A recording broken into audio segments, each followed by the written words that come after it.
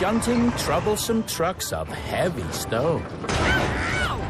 It's not an easy job, but they couldn't agree which of them would be the back engine. It would be better for you to be my back engine, Diesel. After all, it is my branch line.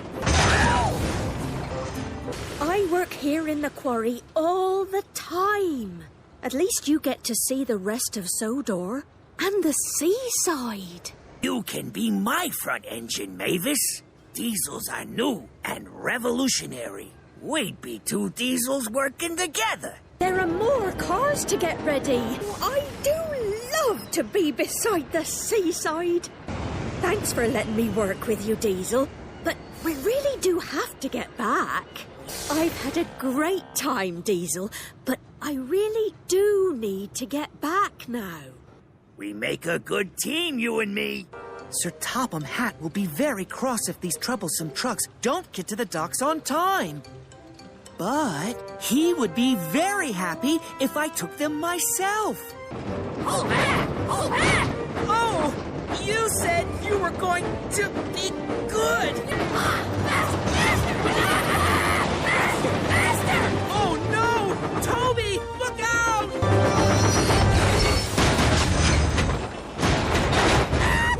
Thomas, what happened?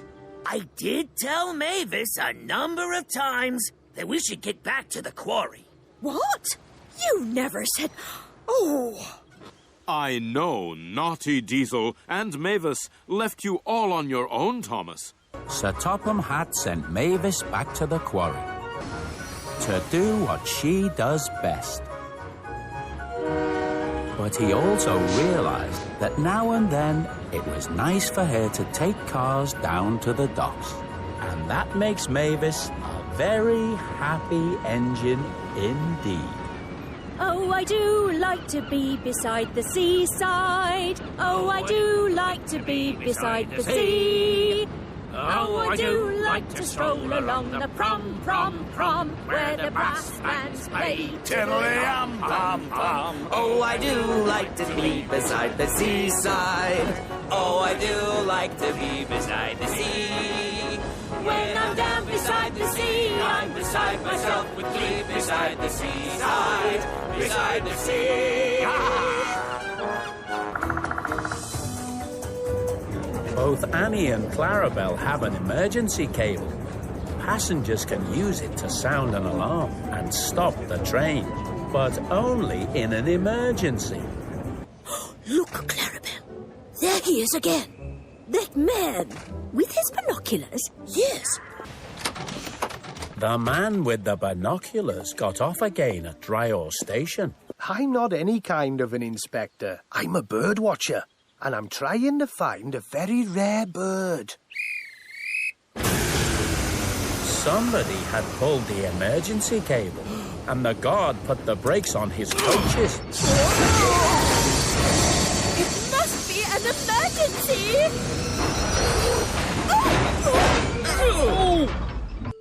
I'm sorry. I got a little overexcited. I thought I heard the sound of a very rare bird I've been looking for, and I wanted to see it. So I pulled the emergency cable. Seeing a rare bird is not an emergency. What's that sound? So all the passengers had to squeeze into one coach. Thomas didn't like having to leave Annie behind. The emergency cable must only be pulled when there is a genuine emergency. I'm really very sorry. We'll soon have you back on the rails again. We'll have to wait for more to be delivered. Well, I'm not going to stop for him. Oh, no! Thomas! Someone had pulled the emergency cable again. That was my stop back there. I need to get off the train. And let the man with the binoculars get on. The man with the binoculars may have pulled the emergency cable when he shouldn't have, but he said he was sorry. At last, Annie got a new wheel and came back to work with Thomas and Clarabelle. Thanks for getting me a new wheel, Thomas. How did Victor find one so quickly? I told him it was an emergency.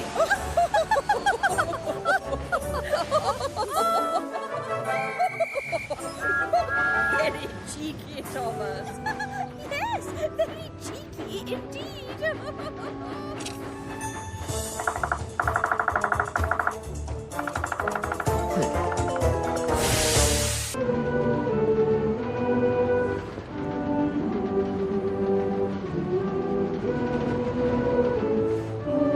It was Christmas on the island of Sodor. And a very happy time, too. Except Duncan. He didn't like Christmas one bit. Hello, Aeneas. Don't you just hate these cold winter mornings? It takes so long to get a steam up. Hello, Duncan. How are you? Well, not so great, as you can see. I very nearly had an accident. Why don't you use your sandbox? I've used up all my sand. I expect there's none left at the depot either. Well, it's all right for some. All these extra passengers are slowing me down. Duncan was complaining to me about the cold, and he told me there was no sand for our sandboxes. But there's plenty. He told me his passengers were slowing him down. I'm sure he'll cheer up when he sees the depot. Bah, humbug.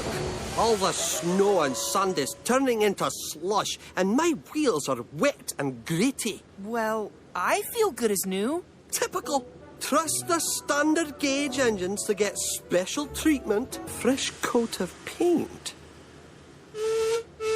And not before time. With all the work I have to do, picking up extra passengers, remembering the new seasonal timetable, waiting around in the bitter cold, getting bugs in my face. I think I'll have a word with Mr. Percival. I've come for my Christmas coat of paint. Well, I hear from the other engines that you've been grumbling a lot lately. You've been making everyone feel unhappy. Ah, I see. Well, no problem, sir. I can do that. Thanks for the reminder, Aeneas. Completely fine. Thank you. So Duncan's passengers decided to hum a jolly Christmas song to pass the time. What a lovely song, Duncan. Isn't it? Duncan realized that by getting grumpy, he had hurt Luke's feelings. Woo! Thanks, Duncan! Duncan made his way to the steamworks anyway. And I wasn't cheerful all day, but... Say no more, Duncan. You did a good thing yesterday. You mean a new coat of paint? That's right, Duncan. Thank you, sir. That's very kind. Very good, Duncan. And it doesn't make you any less useful. He takes people to work every morning and brings them home from work again in the evening. Oh, at last. Oh, dear. Of this one passenger who's always grumbling and complaining. Duncan's grumpy passenger complained almost as much as Duncan did. He complained if Duncan was running late. And he complained when the coaches were too full. Too fast. I'm taking right now. Oh, everywhere. Oh. Really? Is that true? What? If it's not true now, I'll soon make sure it is. None of my passengers will have any reason to complain. Duncan was in good time to pick up his regular passengers. Plenty of space for all of you.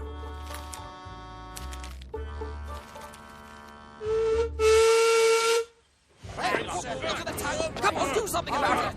If I slow down, there's going to be complaints from that passenger. So Duncan didn't slow down. Duncan was feeling very pleased with himself. And so were all his passengers. Except, of course, for one. The grumpy passenger had slept through his alarm clock and was running late. Hold that train! So Duncan waited on the platform, even after the guard had blown his whistle. Oh, yes, I just made it. Well, he can't say he has anything to complain about this morning. But the other passengers were not so happy, because now they were late. Every day something goes wrong. So predictable. Seats uncomfortable. Trains are always late. Sir, I know what you're going to say, and I'm truly sorry. Because of that grumpy passenger, sir. I was trying to stop him complaining. Duncan, I know that passenger well. He's always grumpy, and he always finds something to complain about. Come on! Hurry up! I'm going to be late for my tea. But I've had a good day, Rheneas. Today, I learnt a very important lesson. I'm going to change my ways and be a different engine from now on. Just you wait and see. Really? You mean you're going to stop grumbling once and for all? No, I mean I'm going to stop listening to that grumpy old passenger and just get on with being really useful. Good for you, Duncan. Good for you. Hello! It's me, Thomas, the #1 blue tank engine. I've learned so many new things on my worldwide adventure that I love sharing. Let's discover more!